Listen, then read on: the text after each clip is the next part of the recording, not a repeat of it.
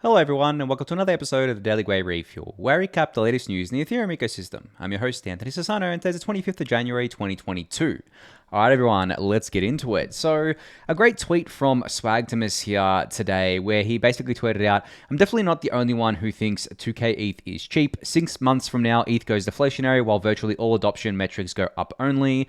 Mainnet, L2's DeFi TVL, NFT volumes are up and to the right. This isn't 2017 when we were unsure about this whole crypto experiment. This is Sparta. And then he continues with, JK, this is a different time. Just take a look around and you'll see everybody building cool shit. We'll be fine. We are going to make it. Now, you guys know I basically preach this to you guys all the time, that really how different this time around is to back, 2017, 2018, and even 2019 to an extent.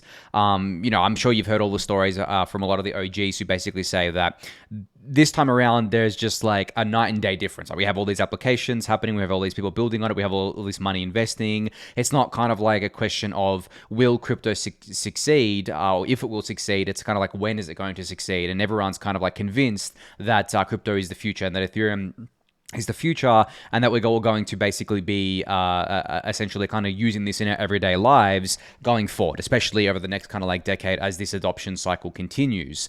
So from that point of view, I mean, looking at the price of ETH is irrelevant in the short to medium term. Long term, the price of ETH should reflect the value of the Ethereum network, should reflect the utility of the Ethereum network, and should reflect the amount of people adopting it over time. That's actually held true since Ethereum's kind of genesis event. The more people using it, the more people getting value out of the network, the higher the price of ETH goes, like over the longer term, of course. Now, short to medium term, it's anyone's guess what happens. I know we had like a little bit of a bounce over the last 24 hours, but I'm not writing home about anything until we kind of like get back into a more bullish momentum. But at the same time, I'm not really in a rush to get back there, to be honest. Like, I don't think it should be rushed, because every time we rush to get back, we just kind of like come back down. I mean, I think what ended up happening after the May crash is that we rushed to get back to all-time high. We went to a new all-time high of 4,900, and then we never really came down because it was just too quick. I don't think we were able to build a base long enough. I think it takes longer than what we kind of did. Even though I remain like incredibly bullish after the May dump still, and I'm still obviously bullish now, but I was more short-term bullish then,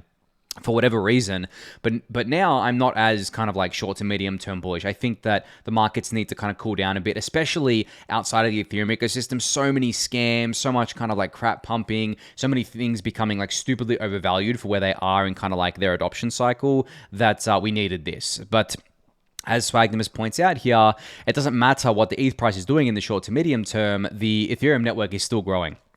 In 6 months, we're going deflationary. I mean, we've been deflationary a lot recently, and we've even had deflationary weeks, which is crazy, right? Like, I don't think anyone expected us to have deflationary weeks before we went to proof of stake, but it's pretty crazy. And we're also, I think at all times, or at least most of the time, we have less issuance than Bitcoin now because of the fact that effectively EIP 1559 was more than a halvening. It was like a 70% net reduction. So basically, since 1559 went live, the Ethereum network has had less issuance than Bitcoin, which is, a pretty funny thing to think about. And then you have everything else, right? The L2 adoption happening, that, there's a lot of L2 news today, actually, that I'm going to talk about. You have DeFi TVL keeps going up. TVL is going to go up and down based on the price as well. But if you kind of like look at ETH denominated TVL, I think that's going up across layer 1 and layer 2. NFT stuff. I mean, the NFT stuff seems to kind of like be detached from the broader market because of the fact that there's just kind of like so many different kinds of people in there. And there's a lot of people who do NFT stuff that will never touch DeFi. They might not even be buying ETH to speculate on it. They're probably just buying it to play around with NFTs and things like that, and for gas fees as well, of course.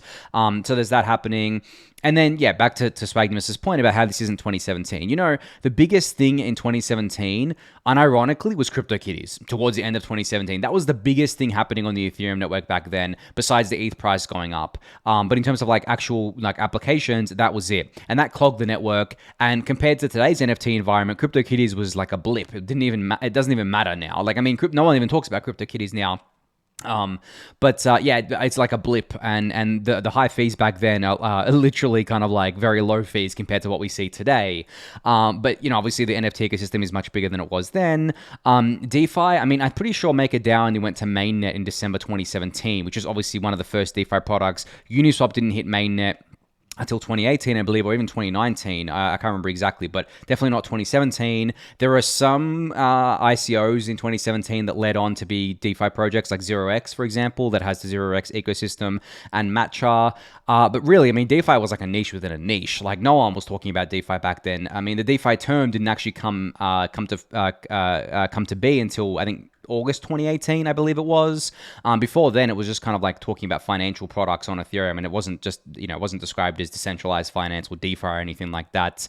But yeah, we've come very far. We still got very far to go, but always great to kind of like reflect, take stock of what's been happening over the kind of like last few years, what's happening now and what's going to happen into the future. So I think, as Swagtimus says here, we're going to make it. Nothing fundamentally changed for Ethereum over the last kind of like few months as the price has trended down. And obviously over the long term, I expect the ETH price to continue to trend up as the Ethereum network continues to get adopted, as we get rollouts of things like L2s and things like that. But yeah, very exciting times. I'm going to leave it at that. On to the next update. So the Ethereum.org Twitter account shared a pretty, important post today called The Great Renaming, What Happened to eth2, where they basically go through their rationale for removing all references to the eth2 terminology on Ethereum.org. Now, regular Daily Gwei Refuel watchers and listeners will know that I've been talking about this for a while and how the ETH1 and ETH2 terminology, I've been using it, but it's not the right terminology anymore because we've kind of like branched off into this terminology of execution layer and consensus layer. And I've described before how execution layer basically refers to what we have today with ETH1, essentially like what we all use today, right? Where we have like the EVM that we all kind of like interact with that executes our transactions.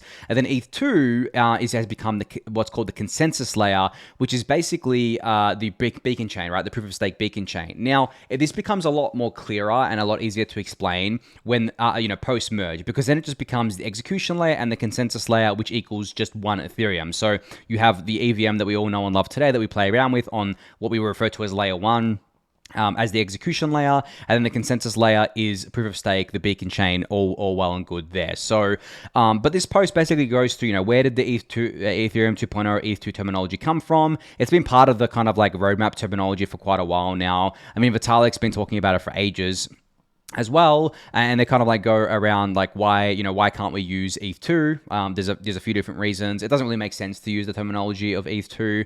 And how does this update change the roadmap? Well, it doesn't. I mean, the roadmap that you guys have seen a lot of times, this graph here from Trent Van Epps and the roadmap that Vitalik's put out recently, that remains the same. Like just because the terminology changes doesn't mean the roadmap does. And obviously we have the merge coming up, and then after that we're looking forward to sharding, Vocal tries, a bunch of other stuff happening on the Ethereum, like it's called the execution layer side of things, but also on the consensus layer side, which I'm going to talk about in a bit as well. Vitalik put out an interesting post today on that. So, I mean, I highly recommend giving this blog post a read. It's a great little breakdown of kind of like why we're moving away from the ETH2 terminology. I know that there's going to be, these big YouTubers that keep using it. They're also going to keep saying things like ETH2 is going to fix gas fees or solve gas fees.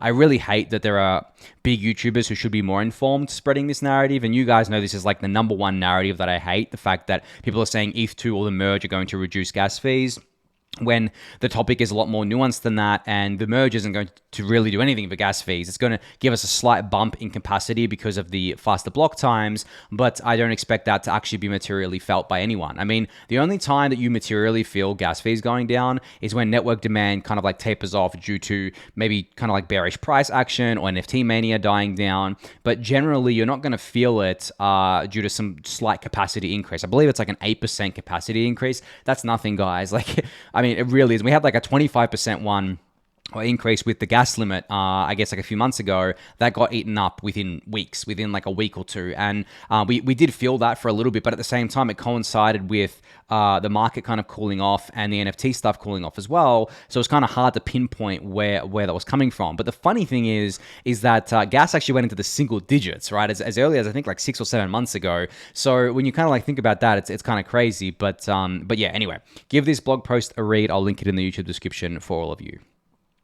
All right, back to the layer 2 chat. So Emilio from Aave put out a great tweet thread today, starting the thread off with, we can already do a lot to improve transaction cost on optimistic rollups without relying on EIP 4488. Now, you recall EIP 4448 was the EIP put forward by Vitalik and a bunch of others about kind of like reducing the gas costs of the call data that rollups use by about 5x to give them 5x more scalability. But this isn't going to be coming till after the merge. So what else can teams do to optimize their code for optimistic rollups? Well, with Aave v3's rollup specific APIs, they're going to be dropping the transaction cost from $1.5 to $2 at 250 Gwei to 0.16 to 25 cents at 250 Gwei estimated. That's a crazy efficiency jump. And this is not going from layer 1 to layer 2, by the way. This is the efficiency of of optimistic rollups alone. And this is at 250 Gwei, which isn't the normal Gwei price. The normal Gwei price most of the time is, 80 to 120 Gwei, I think is the range most of the time. So, less than half this here. So you're going to have like sub 10 cent Aave kind of interactions here for certain transactions. And then Emilio goes on to explain this in his thread here, which I think was really cool. It's a bit technical, but you definitely give it a read if you're technically minded or a developer, you understand what he's saying. If you understand terms like store and slowed, well, then you'll understand his thread, I believe. But yeah, this is really cool. This goes back to what I was saying a few weeks ago and what I've written about in the newsletter before about how teams can optimize their code for these new environments. Even though they're kind of like EVM compatible and EVM equivalent, they're still very different in that there's certain things you can do to reduce your cost because of the way that call data is treated and how that's posted to layer 1. And these improvements and these optimizations are only going to get better over time. Just like how there's been optimizations made at layer 1 for gas costs, so too at layer 2. And the funny thing is that they all compound together as well. Like you can have Optimism doing their own optimizations on the core protocol work on the Optimism network, which kind of then flows onto all the apps and flows onto all the users, and then the apps themselves can optimize as well. So we're going to get these costs down so much. And then when we have EIP 4488 implemented, when we have data sharding, things like that, like even optimistic rollups, which are the more expensive rollups, at least right now, are still going to be, sub 10 cent transaction fees on complex transactions, which would be pretty crazy. I mean, I've said to you guys before that I believe 10 cents to $1 is a sweet spot for most users in the first world countries. But I think that's, getting that much cheaper than that. Obviously, if we want to kind of expand this technology out to third world countries and poorer countries out there, the people who really need it, especially DeFi, we need to get those costs back to basically free. And the thing is, we can have like hybrid constructions of this stuff as well, like Validiums and other kind of constructions where the security may be lower, but the thing is the transactions are basically free. And we can even have like full-blown rollups with free transactions, as long as the activity is enough to make up for it. And you can like kind of make the transaction fees off the fees that are tied to the actual app, like what DYDX does. So there's lots of different ways we can do this stuff, guys, and it's coming really, really quickly. But I think this is just like super exciting to see that Aave is already making V3 specific kind of optimizations here, and V3 isn't even live on the Optimism or Arbitrum mainnet yet. So can't wait to see this go live. I'm pretty sure it's going to go live relatively soon. So in a related actual kind of like topic to what I was just talking about with L2s and kind of optimizing over time, Texture had a great tweet today where he said, my parents used to pay 50 cents an hour for 14.4 kilobits per second internet. It took minutes to connect and we couldn't use the phone when online. Photos took minutes to load. People who don't remember this have basically no context for where we are in crypto. I've spoken about this so many times on the Refuel about basically how early we are on the technology side, but this perfectly encapsulates it. Imagine if you were using dial-up internet or 56K modem internet back in the late 90s, early 2000s, and you were thinking to yourself, damn, like, is this as good as it's going to get? Like, this stuff is not scalable, like, and kind of like resigning to basically being like, well, this is broken. That's what a lot of people do with Ethereum. They see the high transaction fees today on layer 1. They don't know about layer 2, and they automatically go, oh, Ethereum's broken, Ethereum's unscalable, nothing's working, and they don't realize how early we are to this technology. Because I think in today's world, we've gotten to a point where people don't understand what being early means. Because, I mean, think about all the people who have been born over the last 10 years or so, even the last kind of like 20 years.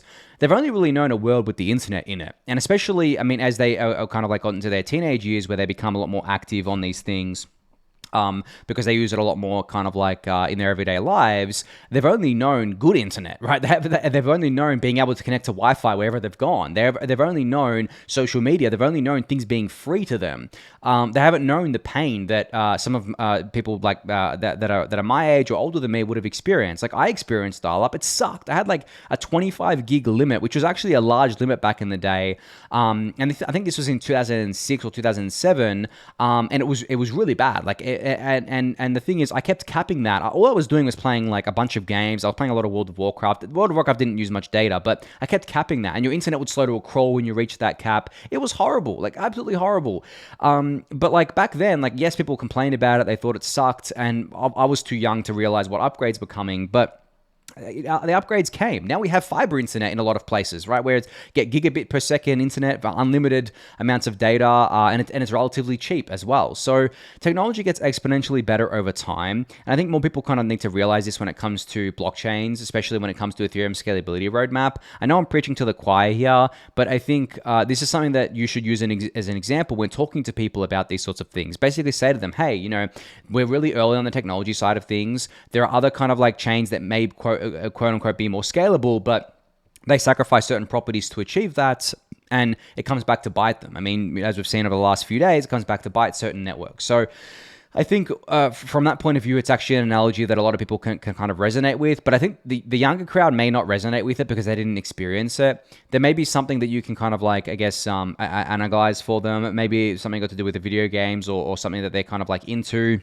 I'm not sure because I'm funny thing is, like, I'm not old, right? I'm like 29, turning 30 this year, but I've got no idea what like the teenagers are up to. I don't have kids or anything like that. I don't really know any teenagers. I've got no idea what goes on in their life. But if you do, if you've got, you know, possibly teenage kids, maybe you're listening to this, you've got teenage kids or no teenagers, you know, try and see what they're into, see what pain points they have in their lives, and then you can kind of like use that, I think, as kind of like an analogy for them. But, you know, if they're into crypto, a lot of them wouldn't be, but yeah, just kind of like spitballing there. But yeah, great tweet from Texture here, kind of going through I guess like how early we are on the tech side of things in crypto.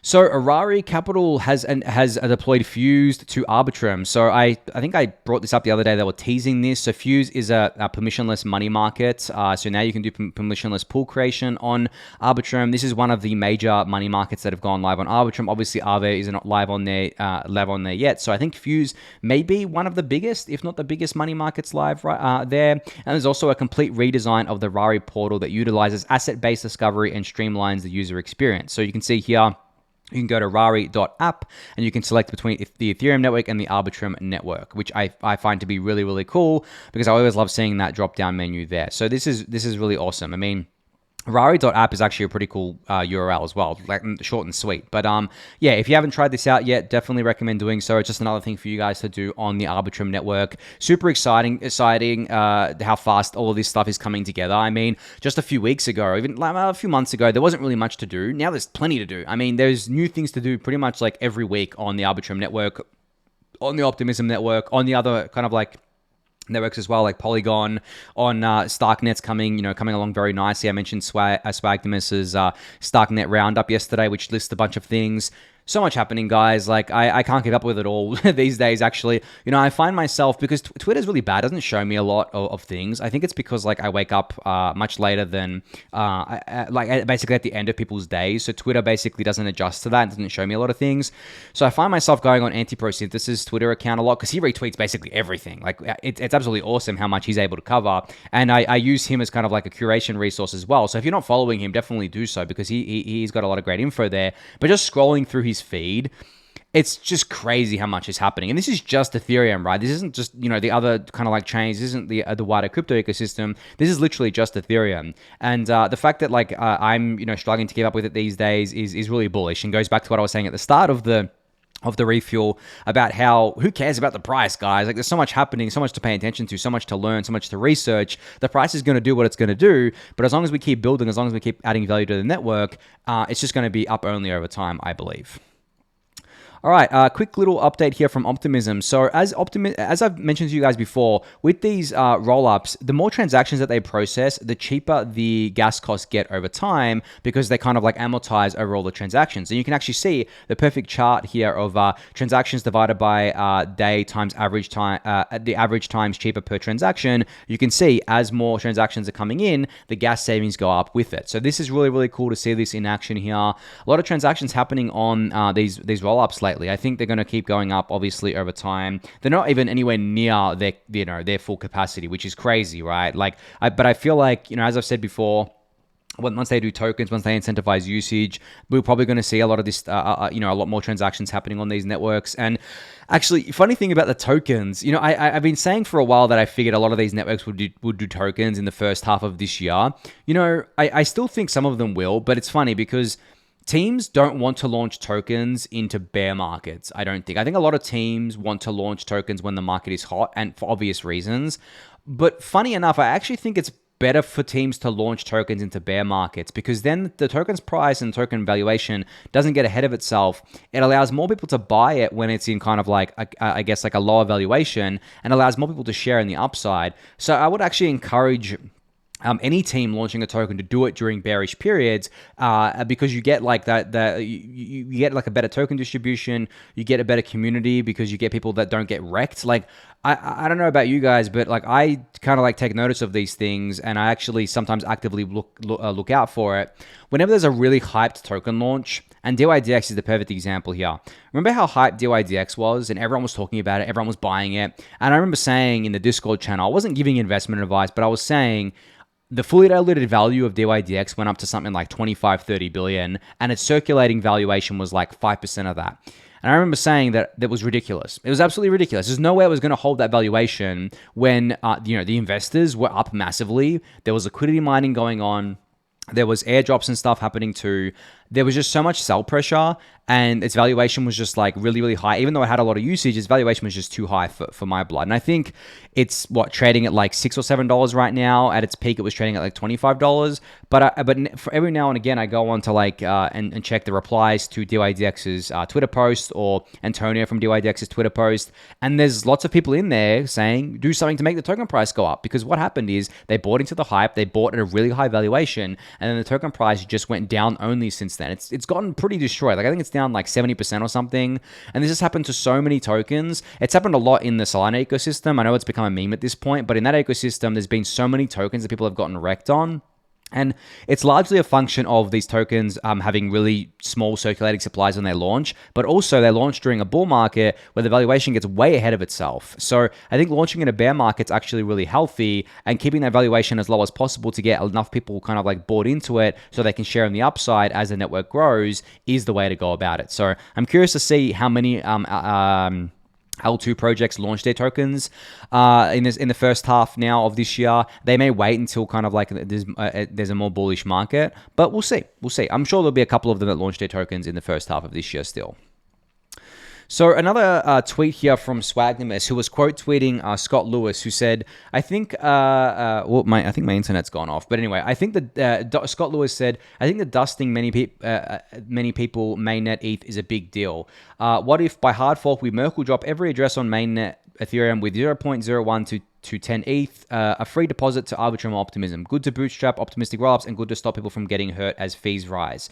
So basically what Scott's suggesting here is there's a lot of people that have stuck funds on Ethereum mainnet because of the fact that you can't move it because it costs more in gas fees to move it. So why not give these people the equivalent, of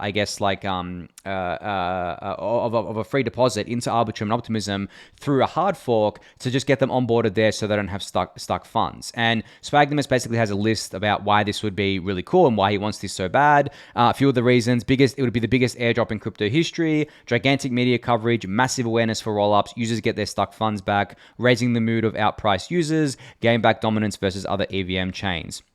So I actually agree with basically all of this. I think this would be very, very positive for the ecosystem. I also think there'd be some controversy here as well, because by only giving a free deposit to Arbitrum and Optimism, the Ethereum network is now playing favorites, right? The Ethereum community is now playing favorites. Arbitrum and Optimism are not the only rollups in town, optimistic rollups in town. They're also not the only rollups in town. So if we favor these two networks over all the other L2s, or just one of them over all the other L2s, is that fair? I would argue no. I would argue that that is actually the deal breaker. So if we're going to do this, which to be honest, I don't think this would happen. It's so much kind of like work to get this done. I don't think it's going to happen anytime soon. But if it was to happen, you would need to basically say users can onboard to any rollup that they want out of a selection of probably the most used rollups, or at least the ones that have some sort of traction on Ethereum. You'd still be playing favorites to an extent because you might be excluding some rollups that are just getting off the ground, or just kind of like getting a little bit of traction. But it's still better than playing favorites with one or two of these things. But I agree with everything else from Swagtimus here. Good thing to think about. As I said, don't think it's going to happen anytime soon. But if it does, it would save a lot of users' funds, which I'm all for, of course, obviously. So Connext announced today, or they introduced today, the modular interoperability stack, which they're calling a paradigm shift for cross-chain operations, featuring this Nomad project here. So what this is Connext has established a strategic partnership with Nomad, a new protocol that allows for cheap, fully generalized cross-chain communication that can easily be deployed to any chain or L2 that supports user-defined computation. So Nomad is an implementation, an extension of the Optics protocol, which is optimistic interchain communication. So basically, a different way to do cross-chain communication. I guess like they're advertising it as a more secure way to do cross-chain communication, faster and more liquid, I believe, as well. So there's obviously a blog post you can read and a Twitter thread you can read on this as well. But really cool to see, I guess, like Connext, which is one of the front runners or the forerunners of cross-chain communication and cross-L2 communication and bridging, to be teaming up with another project to kind of like take this to the next level. As I've said to you guys before, I think bridging, cross-chain communication, cross-L2 communication is going to be absolutely massive. It's going to be one of the biggest of kind of like verticals within crypto. And I think there's a lot of value to be had here because at the end of the day, people want to use networks where they can make money on, especially if those networks offer them cheap fees as well. And people are going to be bridging between networks because there's always going to be some kind of like somewhere to make money, right? Whether it's on Ethereum mainnet, whether it's on another chain, whether it's on a side chain on L2, there's always going to be somewhere where you can be making money, and bridging between these chains needs to be seamless for enough people to kind of like take advantage of these opportunities. So I think the demand for bridging is only going to go up, and I'm really excited to see Connext and Nomad partner up here. So Vitalik posted a new kind of, I guess, like research post today, and I can't load it because my internet's gone off. I still don't have proper internet, guys, by the way. They've just like screwed me around something amazing. I mean, I'm getting it hopefully next Tuesday, which will be 6 weeks from when I ordered it. So it's just crazy. But so I've been using my phone's hotspot, which is, as you can see, totally unreliable. But anyway, I want to go into detail quickly about this document. This document is basically how to move forward with Ethereum to single slot finality on the Beacon chain. So you can give this a read. Highly recommend it. It's really great. It's not too technical. I think it's pretty easy for everyone to follow. But essentially, right now on the Beacon chain, we don't have single slot finality. We have finality every 15 minutes or so. Now, why would we want single slot finality? Well, there's a few different reasons, and Vitalik links them in the blog post. I won't go into detail about them, but there's some stuff around user experience and MEV that you should kind of like check out there. But I guess just wanted to kind of like mention as well, this probably is not going to happen for 3 years, at the earliest, or something like that. This is definitely something that comes after sharding, comes after Verkle tries, comes after a lot of other kind of like upgrades that are coming to the, I guess, like Ethereum network post-merge. So don't expect it anytime soon, but I think that moving towards single slot finality, if we can, getting it down from 15 minutes to 16 seconds would be an absolutely massive feat, an absolutely massive improvement for the network. And I'm very much looking forward to seeing the day that goes live. So just wanted to kind of highlight this post for you guys to go give a read. So Seb from Zapper shared this video today, a sneak peek of the new NFT dashboard on Zapper. So you can see here, there's an activity dashboard now. They've used me as an example. So double click into me here and you can see kind of like my profile. So this is basically a profile view where you can kind of like, it isn't just kind of like the NFT feature. It's also the profile view where you can kind of follow people and see all their profiles and things like that. So you can see here, people following me, who I'm following, and you can go follow people from there. And this is just a sneak peek, and there's kind of like NFTs that I've kind of like bought and hold and stuff like that. So really, really cool to see this. I like this, being able to kind of like explore your friends' kind of like profiles, see stuff. I mean, as I've said to you guys before, really, there's only a few ways, or good ways to look at your NFTs right now. I know there's a few different tools out there, but Really, there's really just OpenSea was what I use most of the time, but I hate having to change between different dashboards. I would like to have everything in kind of like one dashboard, and what better dashboard for that to be than Zapper? So very cool to see these features being put together by Jasper. By the way, Jasper, shout out to you. You've been DMing me a bunch as well about these features, so thank you for that. But yeah, very cool to see this. You can go watch the video for a closer look. It'll be linked in the YouTube description. But I think that's going to be it for today. So thank you everyone for listening and watching. Be sure to subscribe to the channel if you haven't yet. Give the video a thumbs up, subscribe to the newsletter, join the Discord channel, and I'll catch you all tomorrow. Thanks everyone.